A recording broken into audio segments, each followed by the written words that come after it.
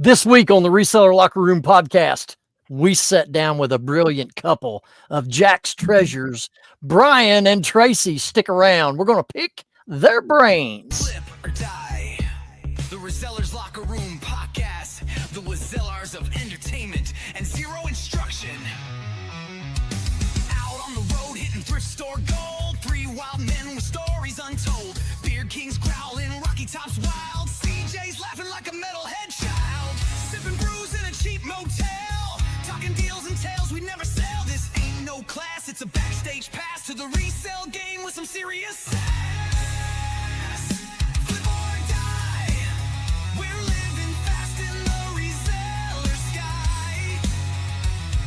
All right, welcome into another edition of the Reseller Locker Room Podcast. My name is Ben, the Rocky Top Picker, and we have Alex down below, the Beard King Picker. Notice he's got hair growing on the top of his head, which is new. Bald. And then we have Jefferson of Jefferson Flips sporting his barbecue pig shirt, looking all stylish for the 4th of July, 2026. And then our special guests, JacksTreasures, Brian and Tracy. Welcome to the locker room. Thank you. Thank you guys for having us. Absolutely. I might need to work on my comb over. So either I'm gonna do it this way or grow my back hair out, and then I can comb my back hair over it. Are you really growing your hair out? I haven't cut it since the meetup. I noticed. I didn't know if that was out of protest or what was going on there. Yeah, I thought it was out going of to be protest 80 months. of the meetup ending. I'm protesting. Yeah. I'm not cutting my hair until there's another meetup. Nice. Oh, I like that. Well, ladies and gentlemen, if you're joining us here in this episode, we had the distinct honor and pleasure of not only hosting the first East Tennessee Reseller Meetup, but the pleasure of meeting Brian and Tracy, who made their way up from the great state of Georgia. And I got to spend some time with these good people, and we wanted to bring them onto the show so that we can learn about your all's experiences in reselling and how you got started. So why don't you begin the journey in telling our viewers how you got rolling in reselling, and then we want to jump in first before we do that. Let's talk about the meetup real quick because you both were in attendance. Let's talk about your experiences with that. It was awesome. I'm telling you It right was now, if y'all didn't go and y'all are thinking about it, you're on the fence about it, I'm telling you now, man, jump in with both feet next time, because it was a great experience. It was absolutely perfect for the area. It was absolutely perfect for us. We got to spend time and meet Jefferson and meet Alex and meet Ben and everybody else that was in attendance. Archie, one of the OGs, Mike Medco and Mary and her son. And it was really, really fabulous. It was well organized. I like how it went, that you had, all of the times that you could spend during the day to go out sourcing or hanging out with friends. And then they had the meetup. And I do want to say this. I want to say this. The lodge was perfect. It was. That was the best place I had ever been to a meetup right there. It was absolutely perfect. Thank you. That's awesome. Go ahead, Tracy. Oh, I mean, I had an absolutely great time.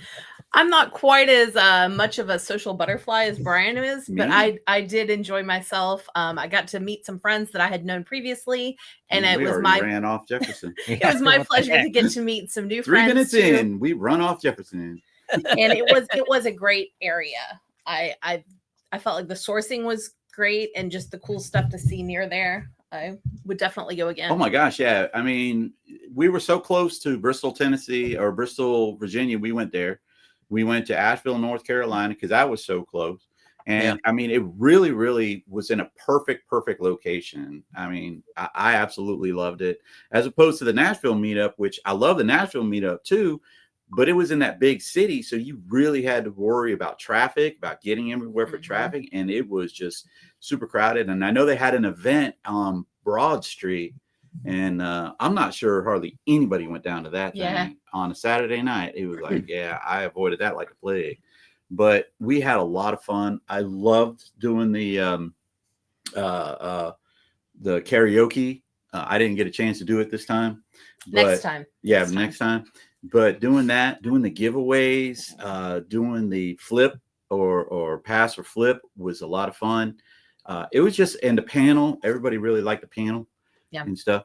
I was nervous about the panel because I didn't know about it until Ben came up to me the day before and said, "Oh, you're on the panel." And I said, "What?" I said, "Okay." I said, "I don't know if anybody wants to listen to what I got to say, but all right." Oh yeah. Yeah. Y'all are great. You're great on the panel, man. Well, listen, appreciate your kind words. Me and the Brian, fellas. you're hired as a hype man for next year. Hype man. To get more people to come up to the meetup. Hey, I'm for hire. I can promise you that. After I drop my truck off to get it fixed, I need some extra cash. Well, me and the fellas here, and of course, Archie helped out because he stayed here at the house with me, and then Mike and Mary and Joe. We all did work hard together. We made a great team, and so we appreciate the fact that people found real value in what they came to. So, anyway, 2026, same dates for 2026, same location. Let's get into we're the first ones to already sign up. Awesome. Let's get into your story. First, let's just talk about, I want to ask you this. Were you already a couple before you got into reselling, or did you become a couple after you got in reselling? After. It was after. We were both into reselling, but my reselling story was out of necessity. Okay. Because I was married prior to meeting Tracy, and that didn't work out so well. And I was a teacher, and teachers in Georgia they get paid once a month, and that's it. And so my ex-wife was a nurse, so she made a lot more money than I did. So when we ended up getting a divorce, I was making that one paycheck a month, and I had to stretch that out for the whole month, and that is very difficult. So out of necessity of the need to eat, I started selling all of the stuff that I had. And so I started to enjoy that a little bit, but I didn't get seriously into reselling until after Tracy and I got together. Okay. I have been reselling pretty seriously for 27 years now. Wow. I started when Beanie Babies were big, and I had some Beanie Babies. I was 18 years old, sold my Beanie Babies, made a fortune, like back when they were actually worth something. And then I was like, this is cool. What else can I sell? What else can I sell? And then kind of got into not so great of a marriage. And then I had a daughter. She had some special needs. I couldn't work. So the whole time I was just reselling. And then we got together and grew from there. Tracy will tell you she's not like the best employee in the world. She's not suited to go out there and work for people. And definitely I am not. Employers don't really like if you're having a bad day and you don't feel like coming in, they're not so like good with that. No. But if you're reselling, you can work super hard today and take tomorrow off. And that definitely fits my personality a little better. Yeah. Well, when you were individually reselling, were you just doing it both of you doing it on eBay, or what platform? I did eBay and Amazon before we got together. And I did just strictly eBay, and that was it. And then when we got together, I opened up an Amazon account because somebody had their Amazon account suspended. I won't mention any names. Yeah. How did you get suspended? It wasn't anything I did. I actually lost both my Amazon and my eBay account in the divorce. Oh, wow. And they both the accounts wound up getting suspended. I'm not sure what he did to get them suspended, if he just canceled them or out of spite, or he did something wrong. But my original eBay and my original Amazon account are no more. What were you selling when you were on Amazon? What were you selling over there? Mostly books, like a lot of role-playing books. I would buy huge lots off eBay. I'd split them up, sell some of them on Amazon, sell some of them on eBay, whichever did better. That was my main gig for several years. Ben, not that type of role-playing games. You got all excited when she said, well, you picked up the green pen. No, I got excited because she said the word books, which is and you love books, so yes, right up your alley, Ben. Yeah, a lot of Dungeons and Dragons. Actually did a lot of White Wolf, the World of Darkness, Vampire the Masquerade, stuff like that. That was kind of my specialty. And how'd you get them? I bought them on eBay. She literally bought them on eBay and then flipped them on eBay. Yeah. So. The market has gone down a lot. I could still do it if I really wanted to, but the margins just aren't as good as they used to be. And I can do better doing storage units and stuff. Yeah. Now there's actually programs that will search for you on eBay and then show you Mhm. what it's worth over on Amazon. I think it's called BookMine. I think Okay. BookMine or something like that for sourcing on eBay for Amazon books. That'd be One awesome. other one question You have about plenty of them Beanie in storage Babies. units. Beanie Babies. Is there any money in any Beanie Babies anymore? Is there A like little one bit. I or mean, two to look not out like for? there used to be. No. We got a couple of years ago, we got some of, I think they call them the Dino Trio, and I sold those for like maybe 75 each. But Okay. You know what, Tracy? I'm guilty of collecting them, and I've still got them in my storage unit. I got a trunk, and I do have first generation Humphrey the Camel. okay, that's a little bit of money there. I mean, that's Yeah. still a little bit of money. What's a little bit of money for a little plushie? Yeah, I what's a know. I little haven't hundreds? looked that one up in years. Not I- not what it was in 1998. I can tell you Okay. that. I'm gonna go look it up real quick. Ben Yeah. is not what he used to be from In 1998 either. yeah. We none None of of us us are. are. 1998. Jefferson, what were you doing in 1998? I was running Jefferson's Florist in Dover, Delaware. What? Oh, Oh, that wow. was the flower shop Flower shop. I did that until 2000. in 1998. Okay, I was in college. you're in college. I was Yeah. trying to be a rock star, but I was playing punk rock, so I never really made it that far. You know. A little under a little Tracy, a little bit under $1,000 for Really? That's first awesome. Yeah. Wow. gen tag. Yeah, first gen. Do you tag. want me to come dig it up for you, Ben? Well, I should. Ben, I'll offer you $100 for it right now.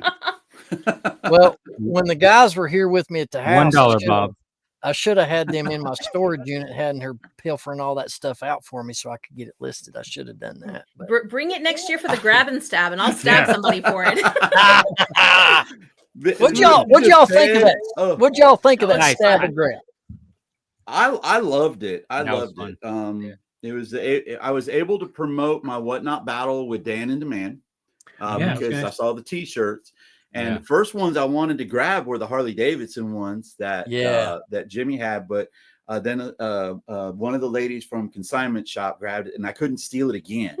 So That's I was Molly, going to probably. break the rules. I was going to break the rules, but I said, you know what? I've already pushed Ben a lot with some of the rules that I've already broken, and I'm Yeah. pretty sure he'll have me removed from this lodge like forcibly with the police. No, So man. I said, well, let me just go ahead and go to the secondary one that had the T-shirts. Well, poor Jimmy, he got Yeah. two of them stolen Jimmy did from get him it because he back. kept grabbing the T-shirts, and I was like, man, I'm 4 times. battling Dan and the man, so I need the T-shirt. Jimmy got Did you- pilfered in that game. Yeah, He like 4 did. times. He did. But Ben, what Ben said, he said, oh, I needed to have y'all come over and look at the storage unit. You do not know how many times our family has come to us and said, hey, we got a storage unit. Can you come and help us to sell everything out of it? I'm like, what? I said, I buy storage units. I don't know how to, I don't want to like go into your stuff. It's your stuff. It's weird Yeah. if it's someone you know. Yeah, and they do it to us all the time. They're like, Mhm. oh, let's get Brian and Tracy. They'll come run and do our store, our yard sale because they go to yard sales all the time. I'm like, I don't want to do yours. I Yeah. want to go and buy stuff. Yeah. I got you. I- Well, Yeah, but Alex is on the fritz. yeah. Is he froze? I'm glad it wasn't I me. think he is froze. Yeah, Yeah. he's froze. Jefferson, you got questions? Well, my question was, how did you guys meet? But you kind of already answered that. No. Oh, how did you all How do we meet? They Yeah. didn't answer that. Oh, this is a great story. Let's hear it. We met at a poker table. Her and her husband were there, and I was there because I was single at the time, and so we were playing poker, and the dealer, which I still can't figure out how the dealer did this, he thought that my 2 pair beat another guy's 3 of a kind, and so and it was her husband's, and so he moves the pot over to me, and I was like, wait a minute. I only had 2 pair. He had 3 of a kind. And so he beat me. And so I was like, no, he gets the pot. So I had to go and chase him down. He was in the bathroom. And not the first time I Okay. chased somebody in the bathroom, by the way. That's for another story. Then So, that's the next story. that's actually how we met, and then we became like a group. There was a whole group of us that would start playing poker at people's houses because we didn't want to go to restaurants then we were spending a lot more money at the restaurants just playing, and we really just wanted to play and have some fun. And so that's how we really met. But I could tell you this, I didn't really meet Tracy at that time because she didn't say 2 words to me the entire time. I pulled out except for the one part where I pulled out my Harry Potter notebook. I had a Harry Potter notebook and I was writing down all myself. This is when, I don't know if you guys remember when Chris Moneymaker won the World Series of Poker, and he was like a nobody and he won it. And then all of a sudden the World Series of Poker blows up. I mean, it was just like, oh, everybody wants to go in because a nobody just won it. And he won like $2 million or $3 million. And so I was writing down in my little Harry Potter notebook. I still have it. I still have my Harry Potter notebook. And so she remembers that. But I didn't really meet her until after her and her husband split. Yeah. And I didn't see her. We were having our poker matches and she wasn't there. Stan wasn't there. Her husband's name was Stan. And so we went over to our friend Tom and Jana's house, and we played in the basement. I go downstairs and she's there. And I say, hey, Tracy, where's Stan? And she says, oh, we split up and everything like that. And then, I don't know, just something clicked with me. I was like, damn, she's hot. So that's really when we started to meet, because really she didn't say anything. Yeah. Wow. This is going to be long. Well, why don't you get into what you guys are currently doing within your business? I'm assuming that you've joined your businesses together now, or do you still maintain separate businesses, or how's that work? We do like our live selling together. We have a shared account on Whatnot and District, but we do still have our independent eBay stores.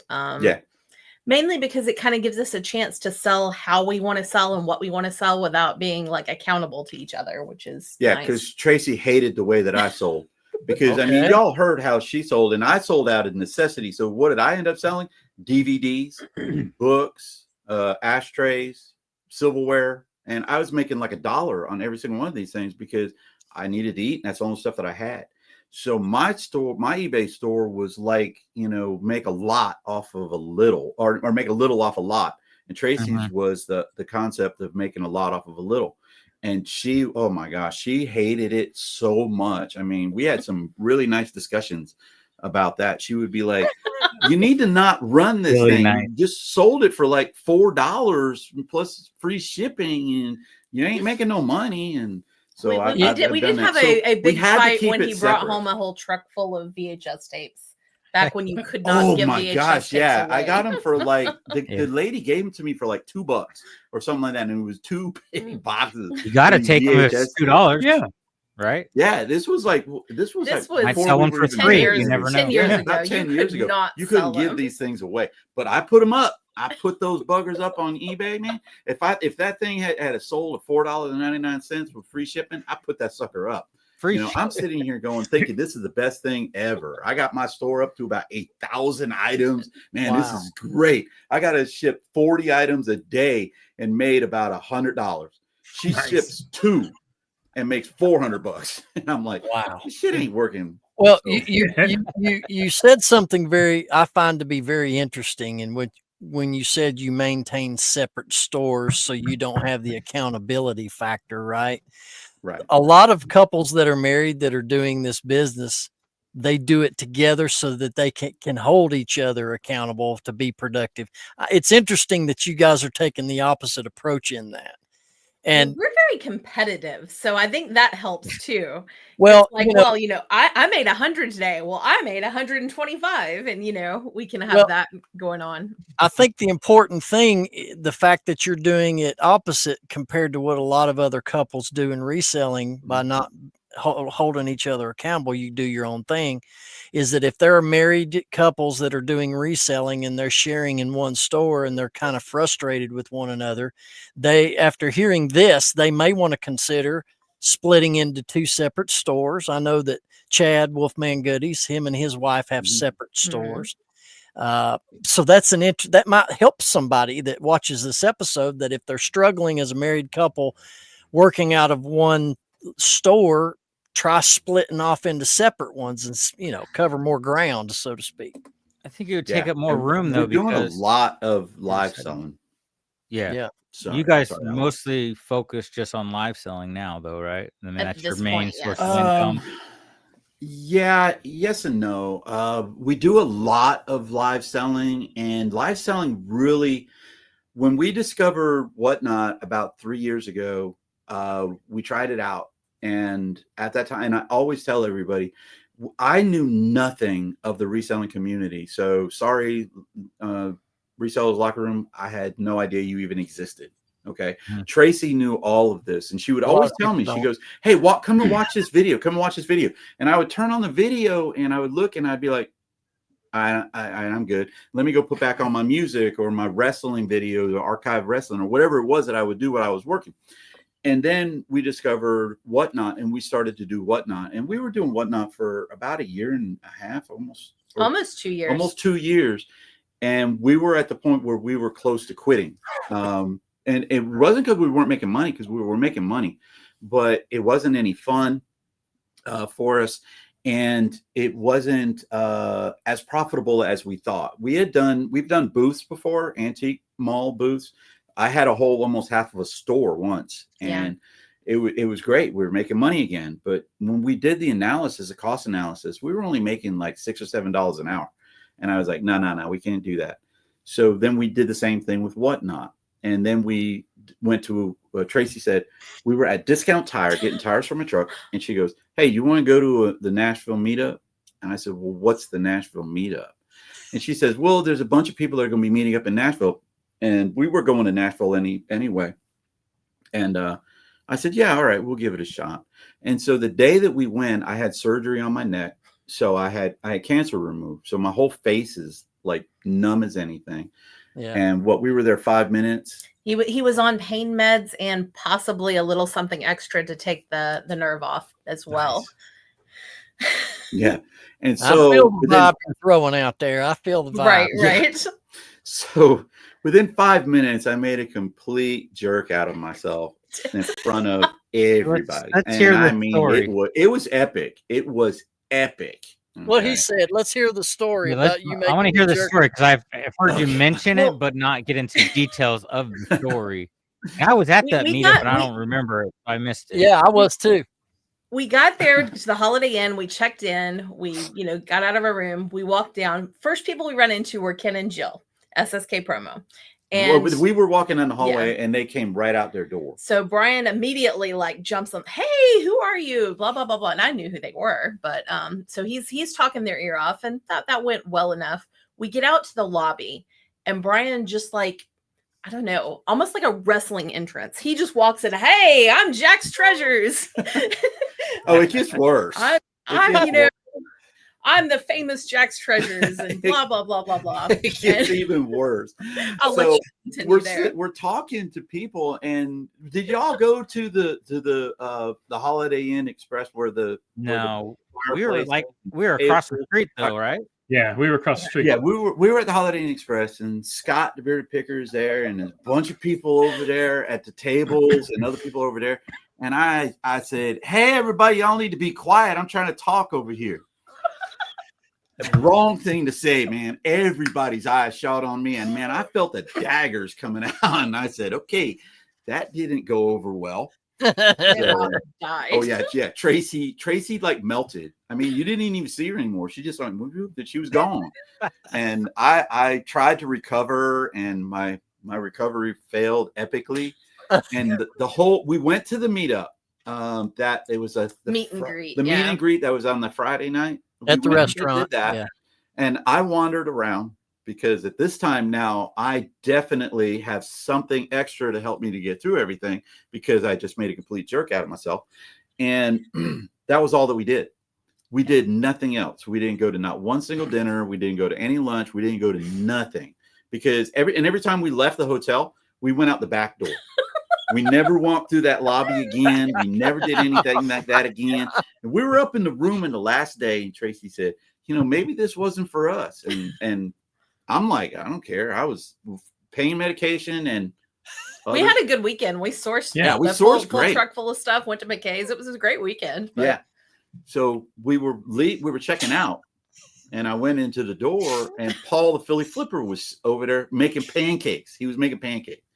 And I said, well, I'm going to go over there and thank him for being gracious at the meet and greet.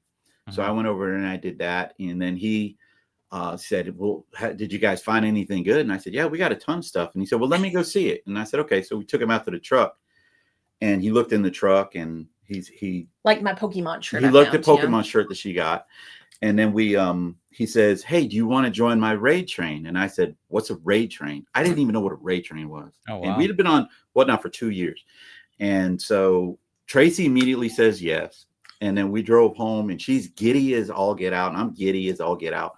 And we did the raid train. And from that point on, Whatnot has been like, it's gone up like a rocket. So what were we met so many people. Like, what were there are? Alex is like, Alex, you're zoned out, bro. He's on some downers. Well, it wasn't me, was it? I didn't get anything he said. Did y'all? No, I did not. Alex, if you can hear me, you might need to exit, come back in. Anyway, when you were telling the story that maybe this meetup thing is not for us, and you end up going out the back door, do you know the comedian Ron White?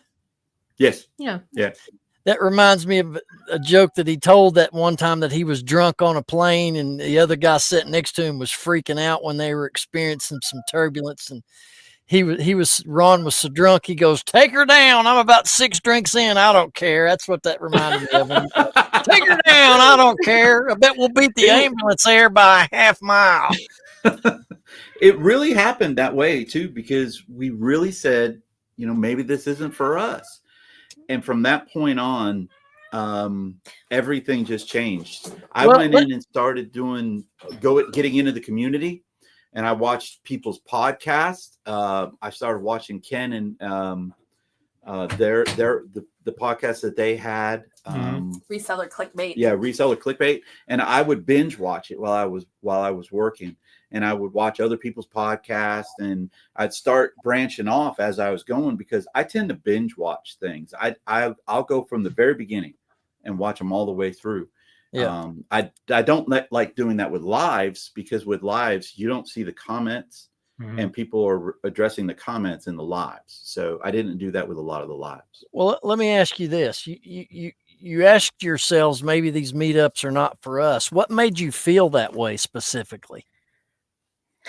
Well, me being an ass did it in that 5 minutes. I mean, was it the fact that were the people not receptive to your wrestling entrance? Is that what done it? Or I think it was more or less of, I really felt intimidated by the fact that I didn't know anybody, and everybody knew a lot of other people.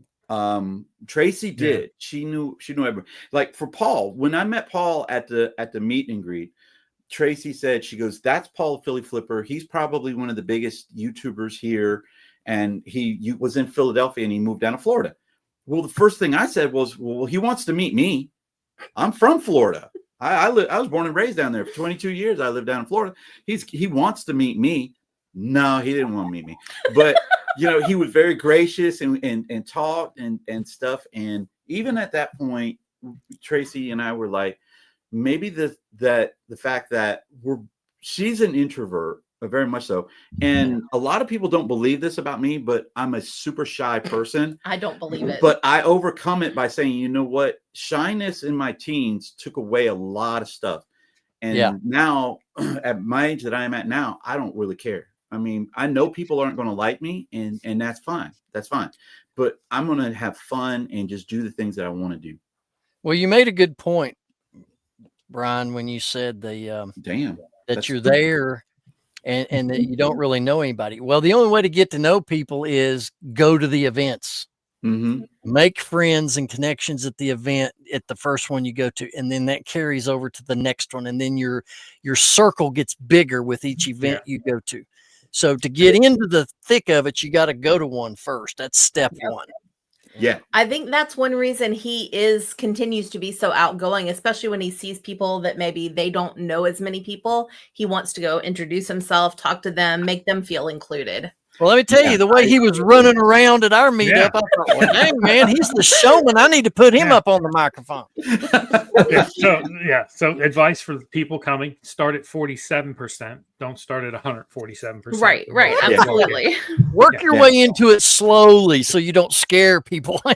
Yeah. I definitely, and I did say that to Ben. I don't know where he's at. He might be on that side of that side. I have no idea. But I said that to Ben. I said, Ben, if I ever do anything like that, just say, hey, settle down. Because Tracy's got a little cue that she uses for me. If you ever see it, she'll put her hand on my leg, or she'll put her hand on my shoulder, or something like that. Pat him, and it means you need to settle down a little bit. She'll do that, and she'll say, my wife does that to me. Calm down, boy. Yeah. I was doing that when he was on the phone with you the other day, Alex. Oh, yeah? Oh, Alex, I swear to God, I am not lying. We were on the phone for only about 29 or 30 minutes, right? I told Tracy, I said, I swear to God, that felt like 2 hours. And it wasn't the conversation, because the conversation was great. But we had just done a 1 hour Whatnot show live at Truist Park. And we were on a raid train, and we sort of got, I don't know, I don't want her to feel bad.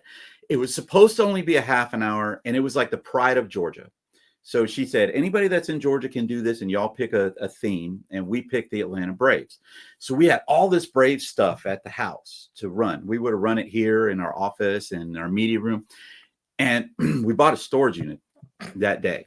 And in Atlanta on a Friday. It was on a Friday. Oh, so we had to drive from Alpharetta, Woodstock, which is north of Atlanta, all the way down to basically the other side of Atlanta at about 2:00 in the afternoon on a Friday.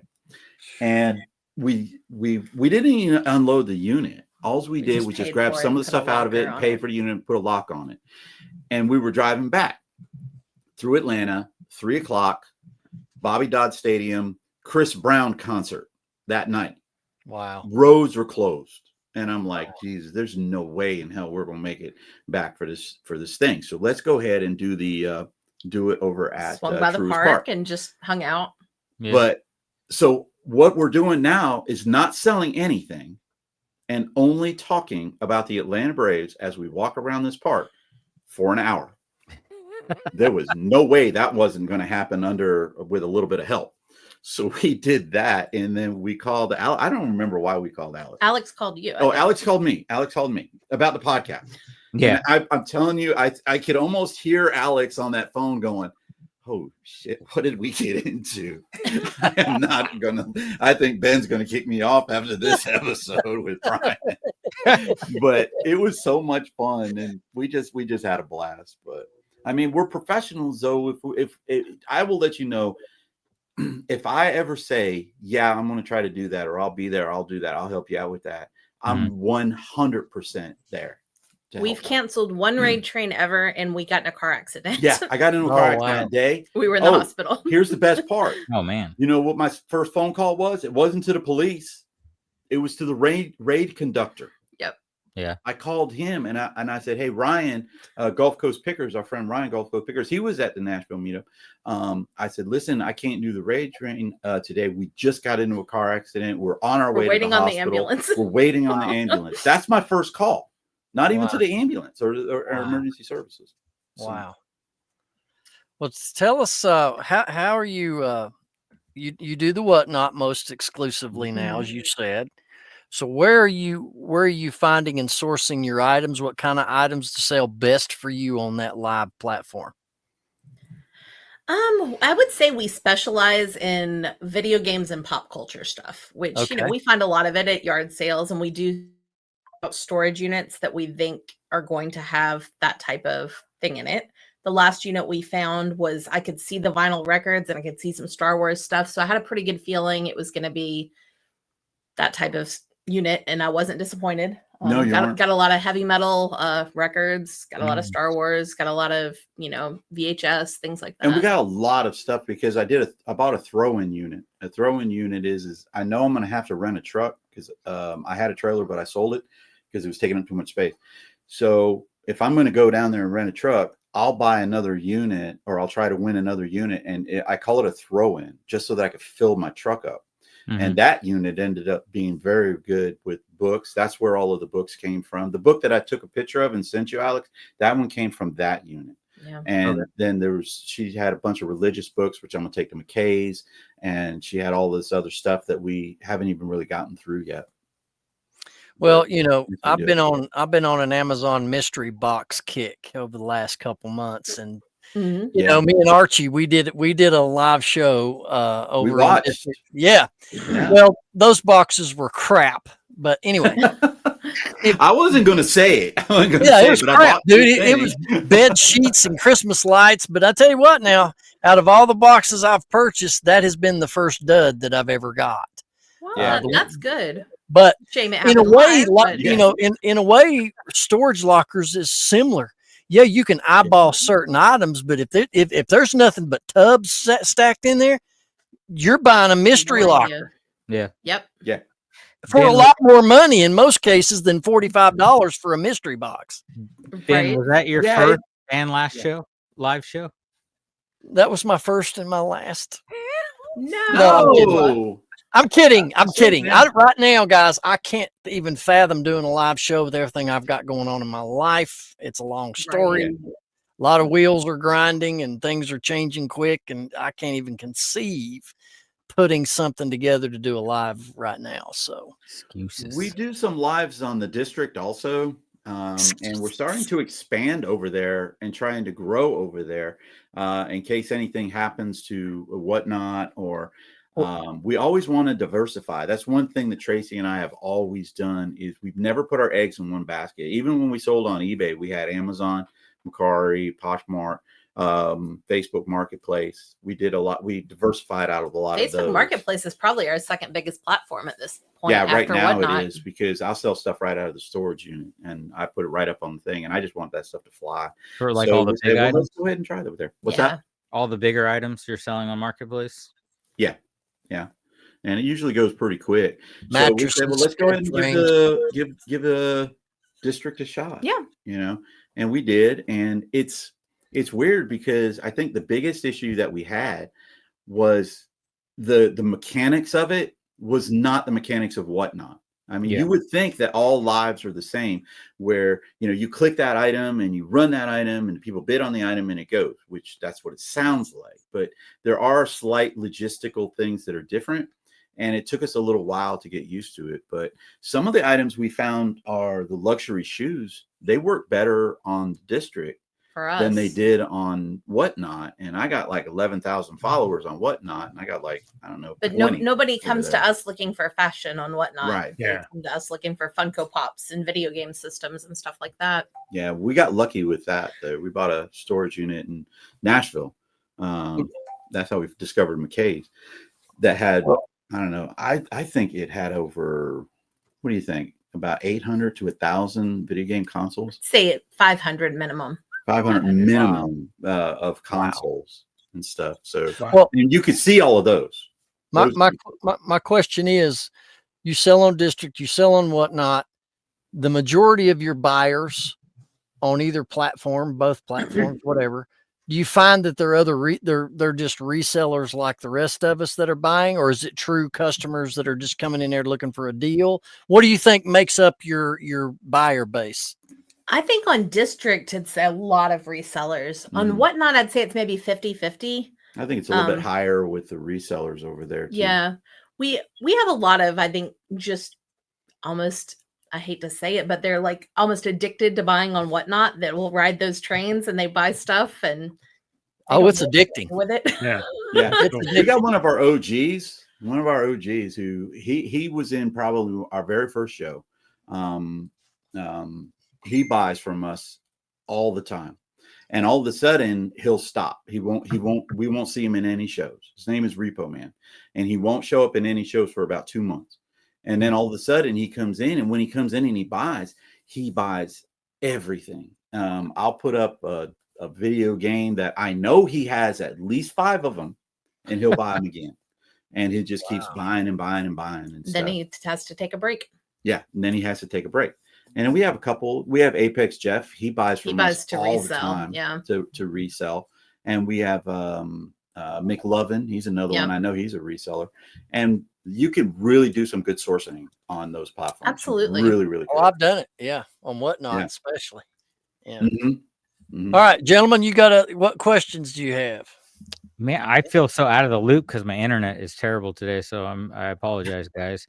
I was asking the question before you guys got approached and met Philly Flipper, Paul, right? Mm-hmm. Before that raid train, what were your numbers at on Whatnot? Because you said that pretty much skyrocketed your business. That was the game changer for you guys? I know we had under 2,000 followers. I'm thinking maybe around the 1,500 follower 1,500 range. followers, and we had about 6,000 sales because we were selling stuff at $1. Because remember all of those video game or DVDs and CDs that I had on eBay? Yeah, I took them all off of eBay and I would run them on Whatnot, and I would sell them for $1 on Whatnot. $1, $2, $3, $2, wherever it was.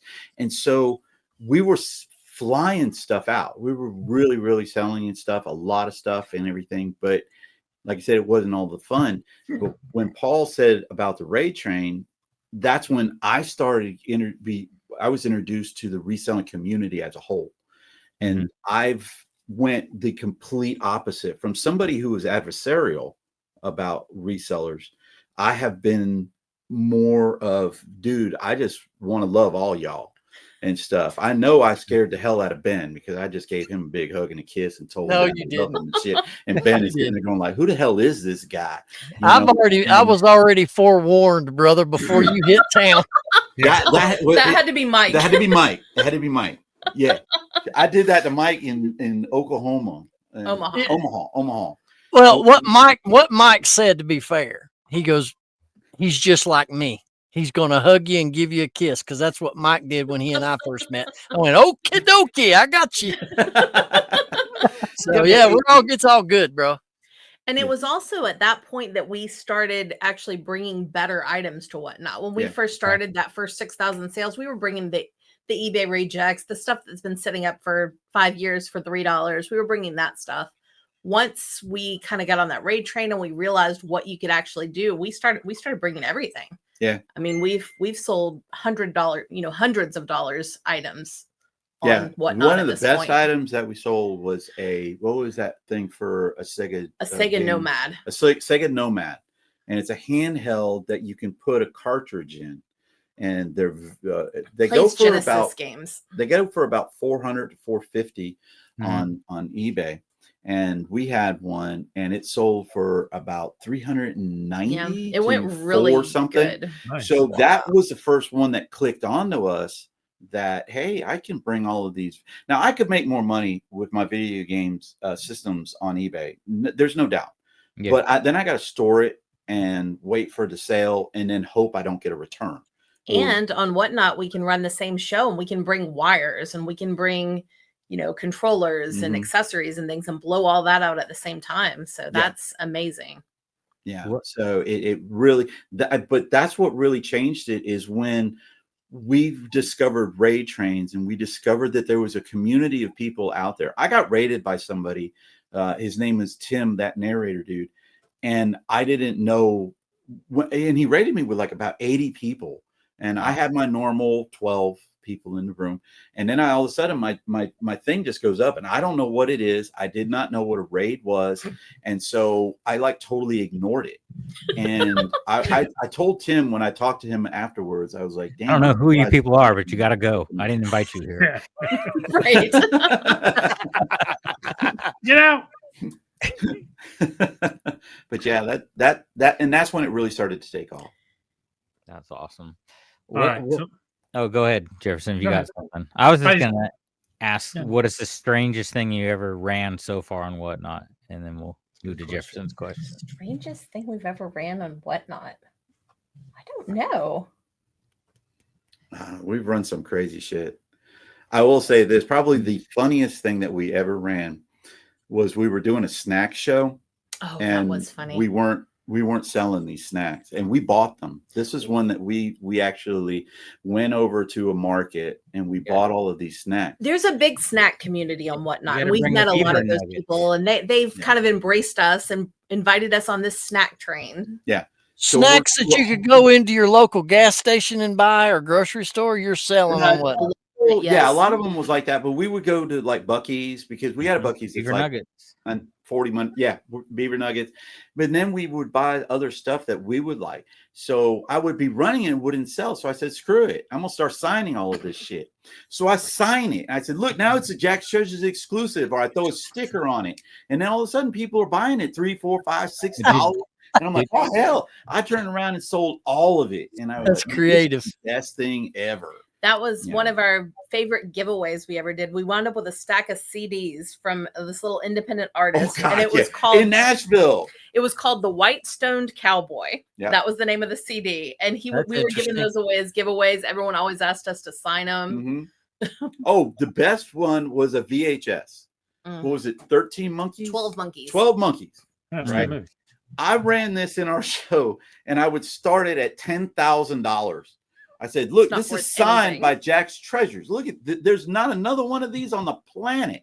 And I said, but we're going to do it. And then we started something called price falls, where if something sells, I would drop the price of the next item. Well, before we even dropped the price of this one, Tracy goes, yeah, but we're going to run it for $1.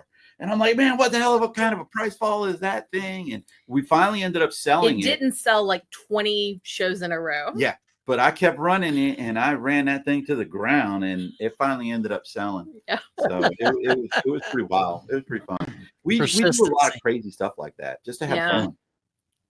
Persistency. Go ahead, Jefferson. All right, I got two questions. First one is, did you beat Dan and the Man in the t-shirt competition? No. No, thank you, Kevin, the Commonwealth picker.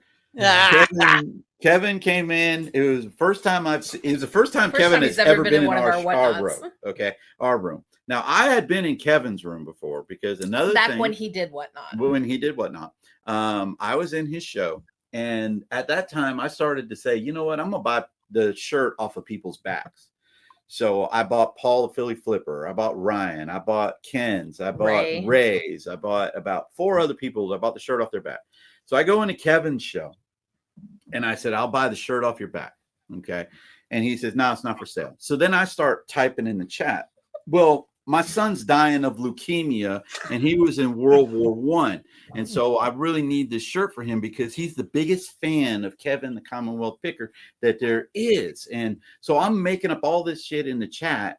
And Kevin says, do you want, and I even told him I was going to bid $25 on the shirt. I'd only bid like $3 on everybody else's shirt. I was going $25. And he puts it out to the chat, and the chat turned on my ass. And they said, no, don't sell him the shirt. Don't sell him the shirt. Don't sell him the shirt. So we never get the shirt.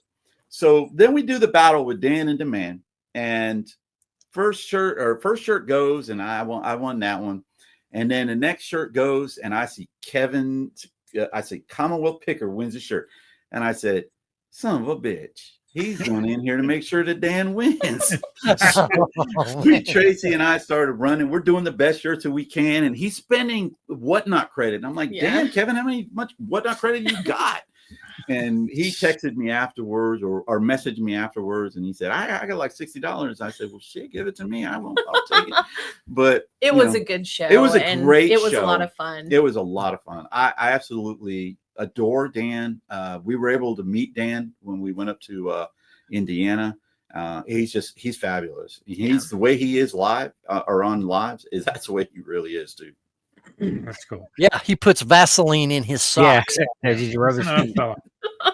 For real, he does. Walks around with Vaseline in his socks on his feet.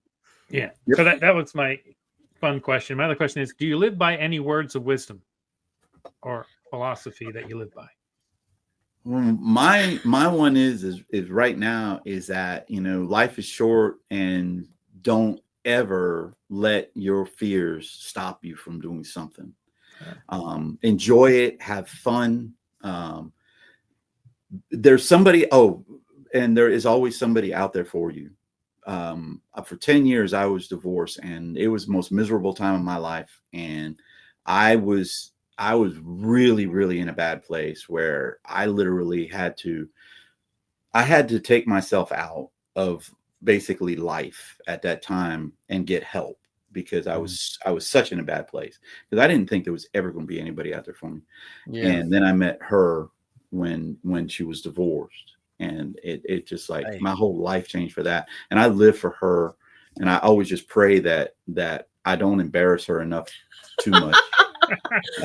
I don't care. My word of wisdom is I do get some anxieties and things get a little upset or a little overwhelmed sometimes. I have to sit back and I think to myself, is this going to matter a year from now? And if it's not going to matter a year from now, I just need to let it go. Yeah. Just let it go. Move That's on. Awesome. You know, my life is similar to what you guys just shared. You know, I've been divorced and single for the last 8 years, and it's, man, I tell you, man, 52 years old, it's a struggle, because dating is nothing like it was when I was in my 20s. Right. And so, you know, for Marlo to come along the way all that happened, and I'll share that whole story with you on a phone call sometime to tell you how that all came to be, and how we're going to be tying the knot this Saturday. But life, congratulations for that. Yeah, man. Life is, when you're alone, that's too much time to get into your own head and stay there. And that's a bad place to be. And so it really, really is. And if you're in that place, please reach out to somebody.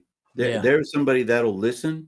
That's one of our like pet causes is suicide prevention and things like that. So. We definitely, on all of my shows, if I get any tips, it goes to Stop Soldier Suicide.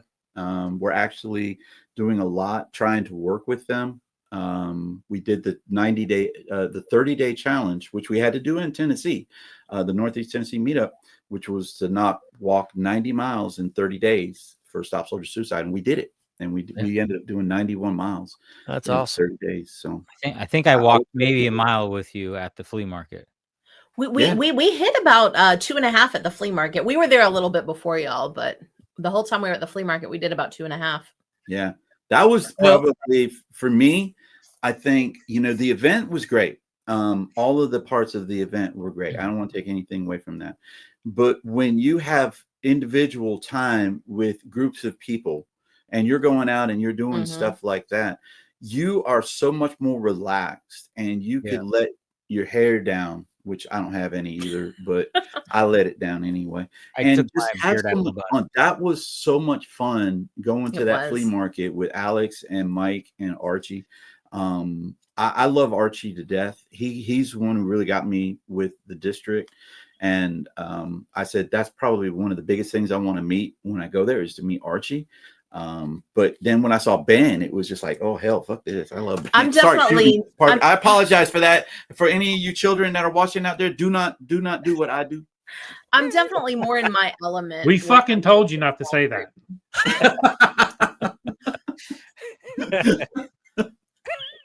All right, okay.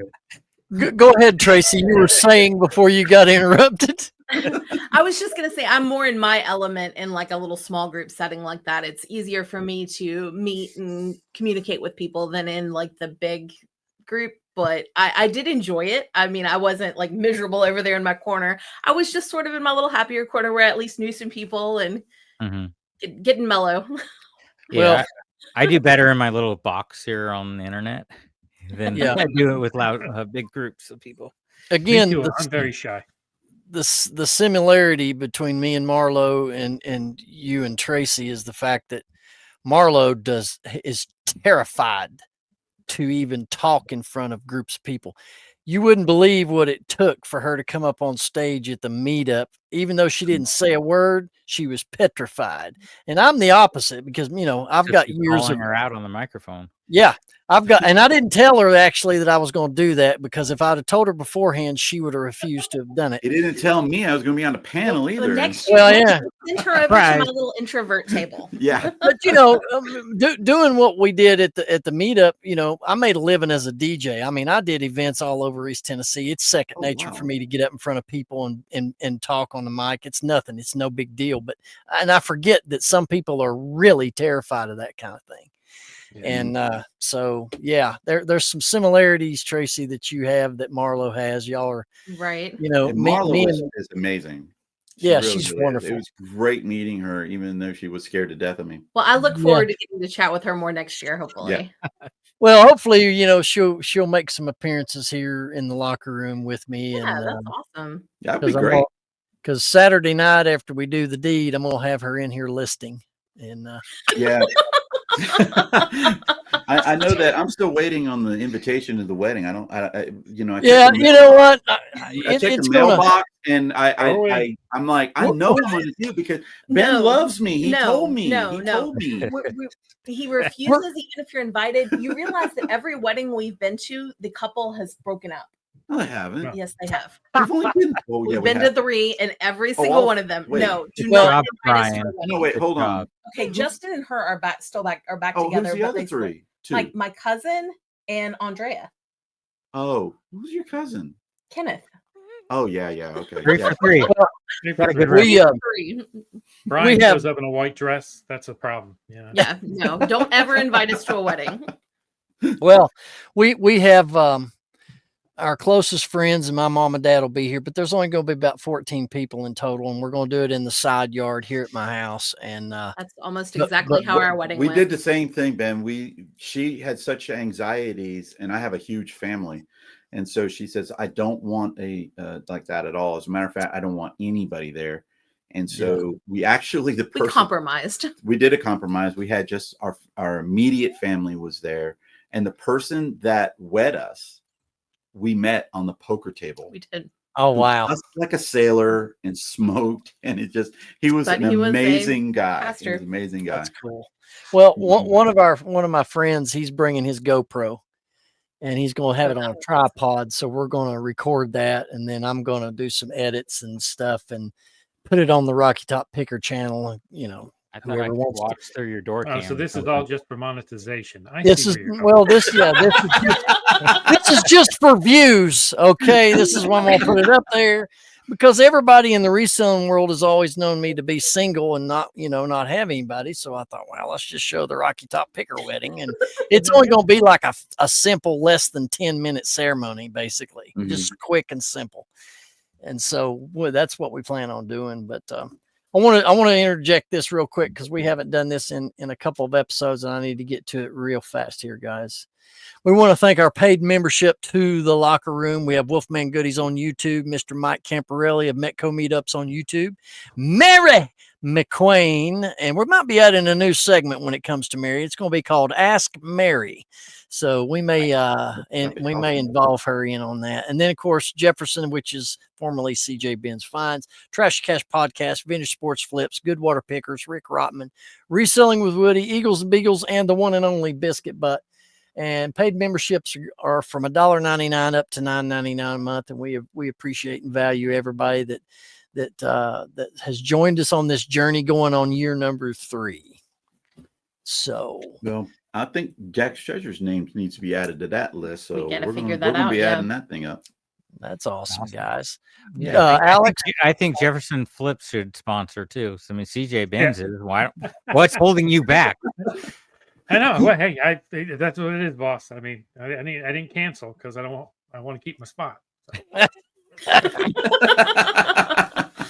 Jefferson was amazing. It was nice to meet Jefferson too, because he did his comedy thing. Yes, that was amazing. It was amazing. Well, I was like, this guy really, he had great timing with it, where it was just absolutely perfect. And he was a good person to talk to.